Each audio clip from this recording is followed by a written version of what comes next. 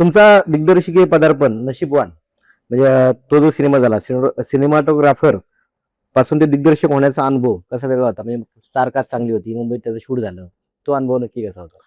अ, नशीबवानला मी पहिल्यांदा तर सगळ्यात ऋणी राहीन उदयप्रकाशजींचा. उदयप्रकाश हे खूप मोठे रायटर आहेत आणि त्यांचं एक पुस्तक आहे दिल्ली की दीवार.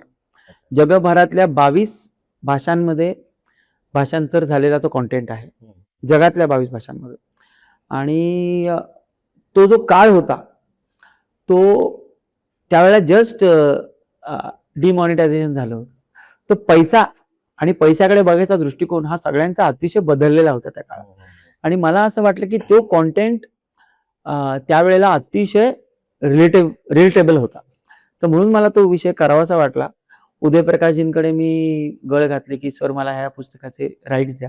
उदयप्रकाशजींनी सुद्धा काहीही विचार न करता म्हणजे खूप मोठा कंटेंट मला निव्वळ आणि निव्वळ ₹50,000 मध्ये मराठी सिनेमा फक्त मराठी सिनेमा बनवायला तो कंटेंट मला देऊ केला. आणि नशीबवान मग मी लिहिला. चित्रपटाचा स्क्रीन प्ले सांगूनच मी म्हणजे स्क्रिप्ट पण माझ्याकडे रेडी नव्हती. भाऊ कदम लगेच तयार झाले चित्रपट करायला. भाऊंनी सुद्धा पूर्ण समर्पितरित्या तो चित्रपट केला. भाऊ त्यावेळेला अतिशय बिझी होते, म्हणजे आताही बिझीच असतात. तर भाऊंचं त्यावेळेला सोमवार, मंगळवार हवा येऊ द्या असायचं, शनिवार, रविवार नाटकं असायची. त्याच्यामुळे बुधवार, गुरुवार, शुक्रवार असं आमच्या चित्रपटाचं शूट चालायचं. मग त्याच दरम्यान मग बाकीच्या कलाकारांच्या डेट्स घेऊन तो चित्रपट आम्ही तसा केला. परत एकदा त्या चित्रपटासाठी माझे मित्र माझ्याबरोबर उभे राहिले. विनोद गायकवाड माझे मित्र आहेत, अमित पाटील आहेत, महेंद्र पाटील आहेत. हे सगळे माझ्यावर उभे राहिले आणि त्यामध्ये तो चित्रपट बनला आणि अतिशय तो सुद्धा अतिशय इंडिपेंडंट पद्धतीने अतिशय कमी खर्चात आम्ही तो चित्रपट बनवला. त्या चित्रपटात 2 सेट होते मोठे. त्या चित्रपटात आर्टिस्ट सुद्धा अतिशय चांगले चांगले मला लाभले. म्हणजे नेहा जोशी असतील, मिताली जगताप असतील, त्यावेळेला नवोदित होता, अतुल आगलावे होता. तर असे सगळे लोक मला लाभले. त्यानंतर नंदू घाणेकरांसारख्या सिनियर माणसाने जे आता नाही आहेत, तर नंदू घाणेकरांनी चित्रपटाचं बॅकग्राऊंड स्कोर केलं. त्या बॅकग्राऊंड स्कोरला सुद्धा सर्वोत्कृष्ट बॅकग्राऊंड स्कोरचं स्टेट अवॉर्ड मिळालं. तर असं चांगले चांगले लोक जुळत गेले आणि नशीबवान बनला. नशीबवानचं सुद्धा झालं असं की चित्रपट चांगला बनला.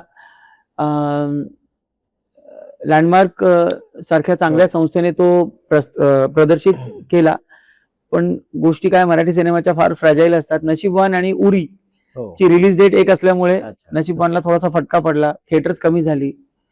पण नंतर जेव्हा तो चित्रपट सॅटेलाइटवर म्हणजे टीव्हीवर आला झी टॉकीजला, तेव्हा त्याचं म्हणजे मला खूप फोन आले आणि खास करून सिनियर सिटीजन्सचे म्हणजे 50 ते 60-65 वर्षाच्या लोकांचे मला फोन आवर्जून यायचे. त्या चित्रपटात बेसिकली मला जे म्हणायचं होतं ते जे पैशात आयुष्यभर खेळले त्या लोकांना फार चांगलं उमगलं. त्यांना कळलं की मला काय म्हणायचं होतं.